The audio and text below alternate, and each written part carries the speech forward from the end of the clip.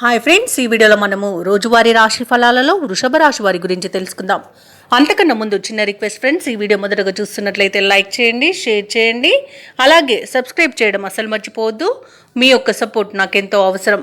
ఇక వృషభ రాశి వారికి ఈరోజు చూసుకున్నట్లయితే బంధువుల నుండి ఒక వ్యవహారంలో ఒత్తిడిని ఎదుర్కొంటారు. మిత్రులతో చిన్నపాటి విభేదాలు కలిగే అవకాశం కనిపిస్తుంది. ఇక ఆర్థిక విషయాలు నిరుత్సాహపరుస్తాయి. అలాగే ఉద్యోగస్తులు ఎవరైతే ఉన్నారో వారు పనిచేసే చోట నిరుత్సాహం అనేది తప్పదు. ఆకస్మిక ప్రయాణ సూచనలు ఉన్నవి కాబట్టి తగిన విధంగా సంసిద్ధమై ఉండండి. అలాగే ధనాదాయం సరిపోనందువలన నూతన రుణాలు అయితే చేస్తారు. ఇక వ్యాపారస్తులు ఎవరైతే ఉన్నారో వారి యొక్క వ్యాపారాలు అంతంత మాత్రంగానే సాగుతాయి.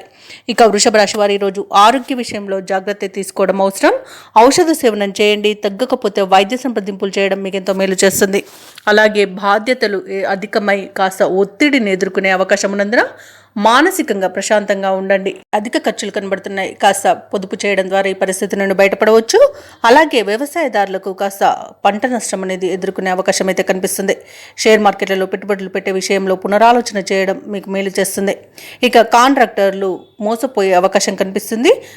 ఆలోచించి నిర్ణయాలు చేయడం మీకు ఈరోజు ఎంతో మంచిది.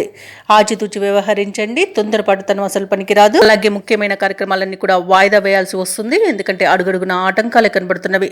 ఇక శ్రమ పెరిగినా ఫలితం మాత్రం కనిపించదు. ఆదాయం సామాన్యంగా ఉండి అవసరాలు పెరుగుతాయి.